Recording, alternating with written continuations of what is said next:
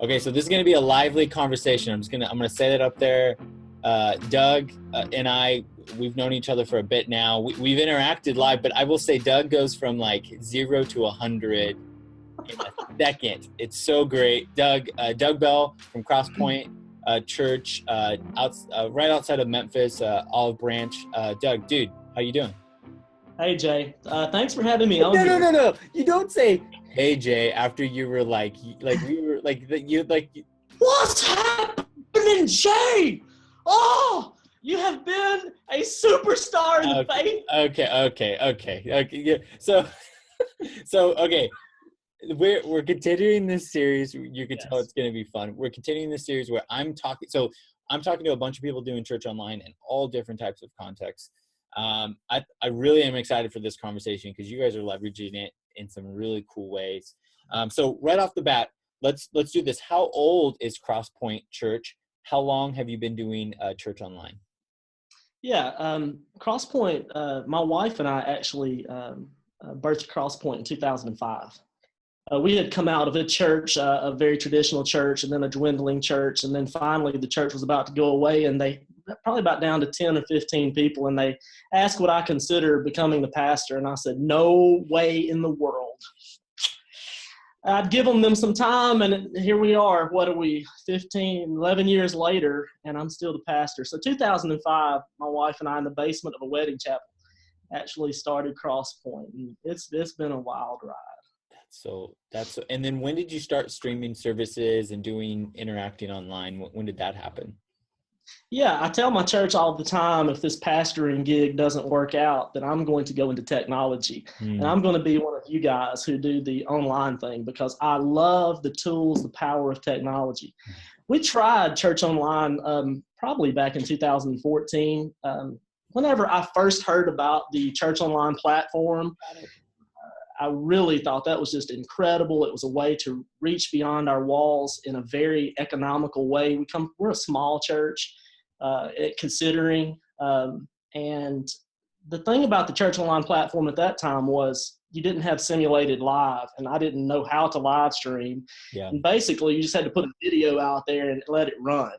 Yeah. And that's not something we like to do as a church. We like to do things with excellence. I mean, if we're going to do it, we want to do it right. We want to have people there, hosts there. We want people to have an immersive experience in church online. And so we really got into it a couple of months before I met you at the iMinistry conference out in Dallas. So probably July 2015, we really got into it. And then the church online platform brought us the most wonderful thing in the world, which was simulated live. Yeah. And we don't offer on demand. In our scenario, we found that if we give them certain times to show up, and we're not so large that we're reaching way out there yet, but if we give them times to show up, it seems to drive our crowd response way up. I mean, they set the reminder and they show up. So that little tool, which answers your question. Well, no, I was curious, like with engagement, are you driving the engagement up? Are you thinking like that's how many people are in the chat and viewing? Is that kind of what you've noticed when you do? That's what I consider engagement. I mean, we have, the big number where you see people popping in there, and you guys have different metrics that you can formulate how long they've been there, 3 minutes and such. And we know that. We see that. We haven't gotten to that as much because, Jay, I'm the senior pastor, and I have lots of things on my plate. Yeah. I was telling you earlier, church mergers, new satellite campuses and things, and just dreaming. I'm a big dreamer and visionary type person. And I don't have the time to put in it what I want to do. I wish my church could I better not say this, some of them may be watching, but almost hire somebody to do my job and let me take over online, because I have a passion for this ability that we can take technology and actually reach around the world. It is outstanding. It's incredible. So them actually having an experience, they're in my chat. We know them, basically. We have people that are really local in, 5 or 6 state radius, but we also have people from Alaska and Montana and Oregon and places like that. We have this one particular lady, and again, we're so small right now that it's really about relationships and fellowship. There's ecclesia going on right there. And I know as we continue to grow, we're going to have to deal with that issue. It's not a problem. It's an issue to where you can get immersed in relationships and fellowship. But right now, we know our people for the most part. This lady popped in as Ladybug one day from Medford, Oregon, and we got to then know her as Linda, and now she sends me pictures into my social media of her walking past the mountains, and she prays for us. And these people are becoming part of our church in ways that, there's some people sitting in our buildings that aren't as engaged as they are. Yeah. They're tithing. They're giving financially. They're supporting a building that they'll never walk into. I can't believe that people get so connected in a way online when you start touching their treasure. Yeah. You know where their heart is. And it's something, I don't preach a lot on money. I preach a lot on giving, but those people are connected. And something I've been telling my guys and trying to get across to educating our church, because our church needs to be educated on our family that exists outside the walls. And I try to educate them on the fact that there are people sitting in this building today that will miss church. And there are people who are joining us in church online who are experiencing the presence of God, who are having heart change. Whoa. Come on now. Who are going out in their community and actually doing something and making a difference.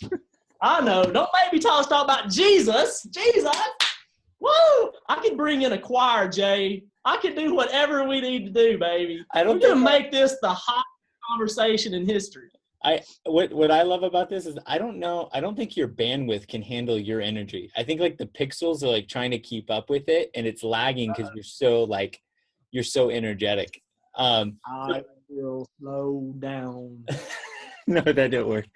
So okay, for a little perspective, and I asked this question because it's it usually is very encouraging to let people know with the size of your church and your online efforts, because even I know being the leader, it's, there's some things you can and can't do. So those are real realities, and those are just, you got to understand the season you're in. And so how many people are attending your church right now locally? Locally, well, it differs a lot. It can be anywhere from 300 to 500 at times. Yeah.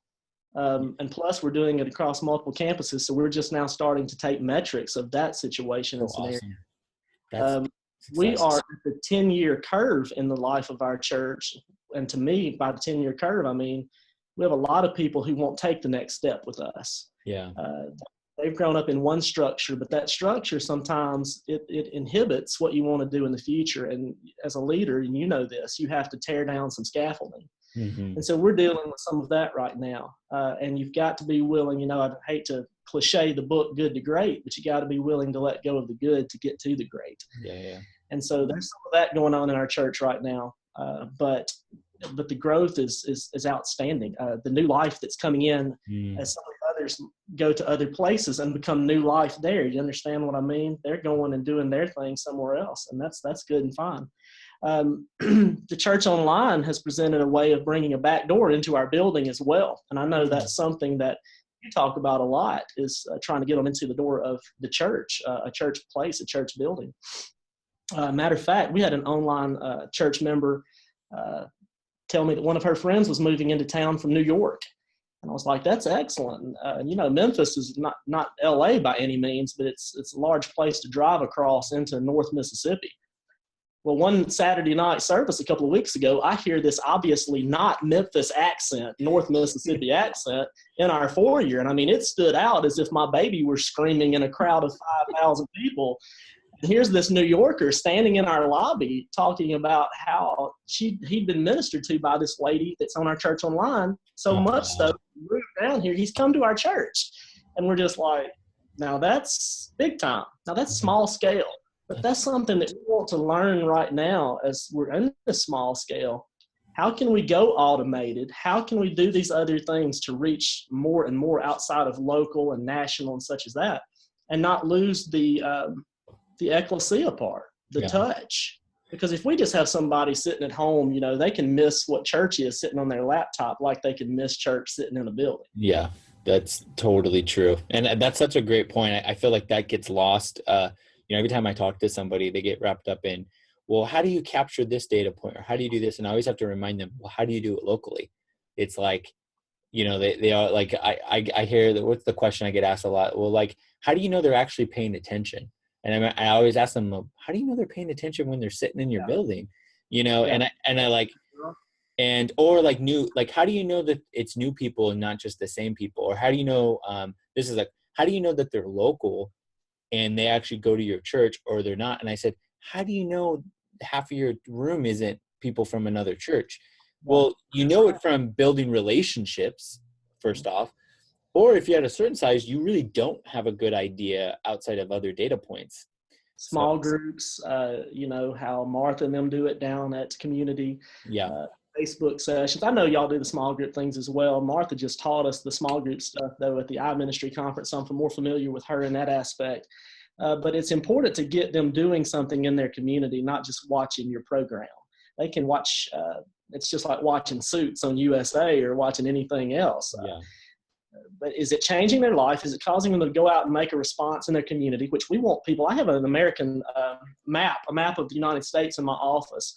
And I have red, white, and black pins that I pin in it. And that's how small we are at this time. I actually know these people, and I give them a red pin when I know they are a frequent attender in our church and come into our chat sessions.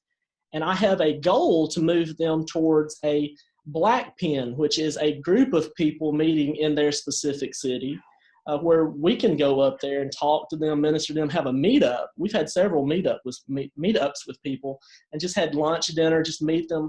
I'm willing to spend some money and go fly to them if they're willing to open their house or go to a cafe and say, hey, I know some of y'all are post-Christian. We're dealing with a country of post-Christians. Yeah. It's a safe way to invite them back into church without inviting them back into a building that they're not going to come back into. You're saying it's post-Christian even in Mississippi? It's even post...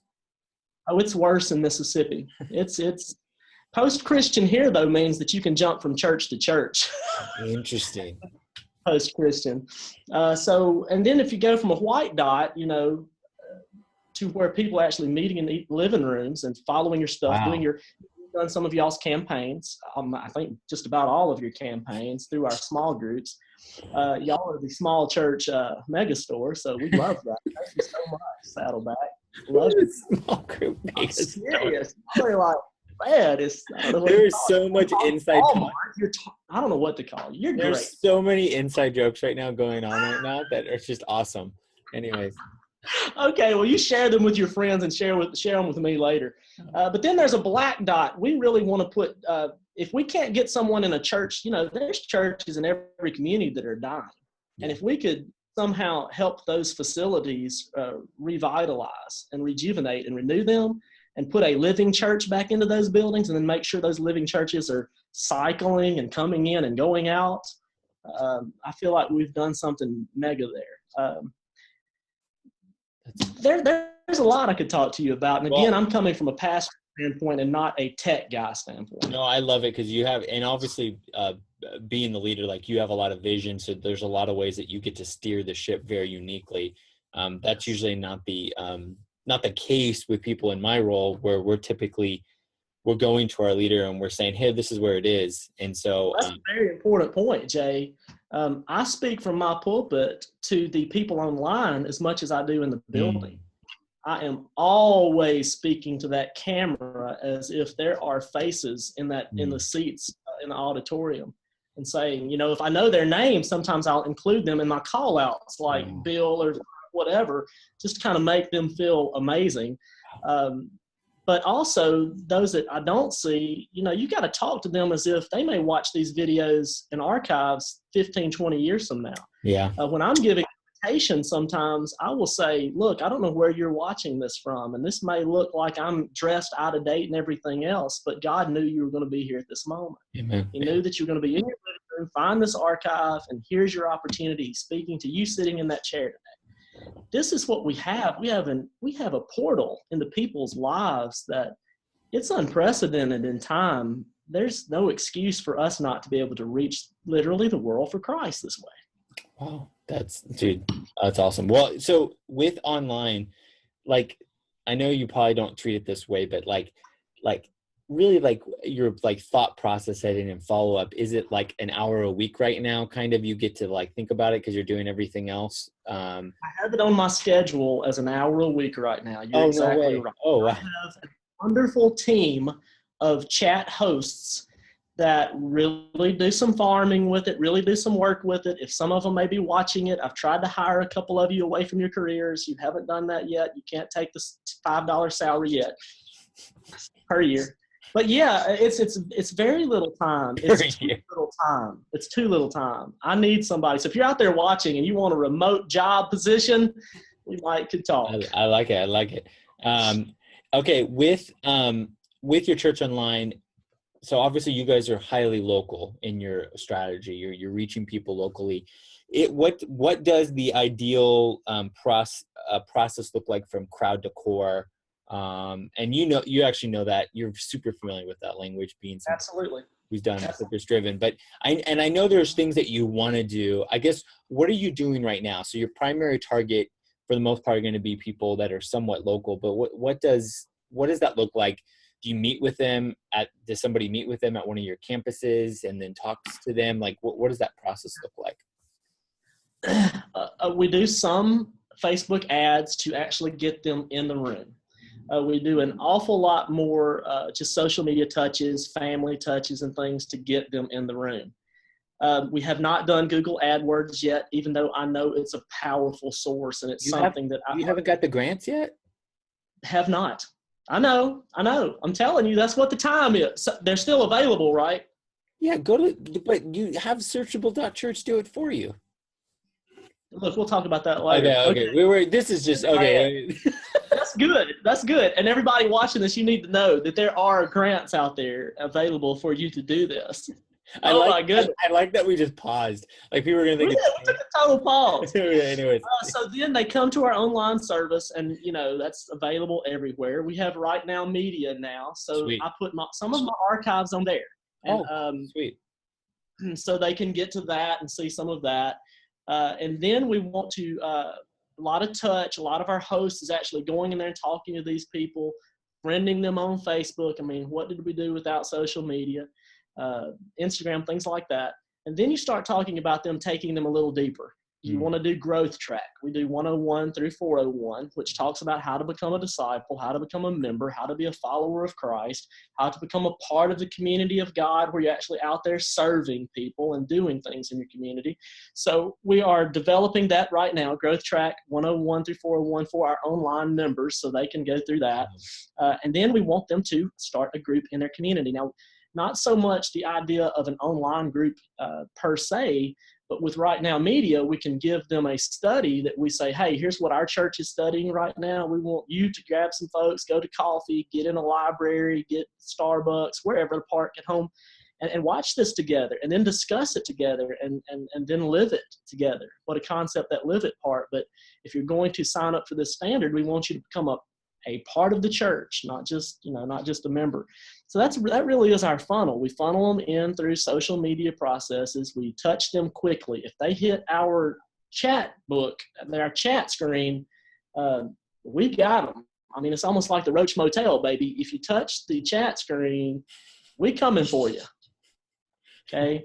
We don't even make them sign up, but we have got a database of emails like crazy. So here's some things we do to make them feel a part of our church. If we know that there is a communion coming up in our buildings, we will send them an email, get their addresses, and we will mail them the communion, the little wafer and a little cup, little juice, so that they're getting a package box from CrossPointe Church. When we do the service, they're going to be able to take that communion with us, just like we do online. We do Generosity Weekend once a year, and then we do Serve Days, and we do what we call Micah 6-8 projects. You know that.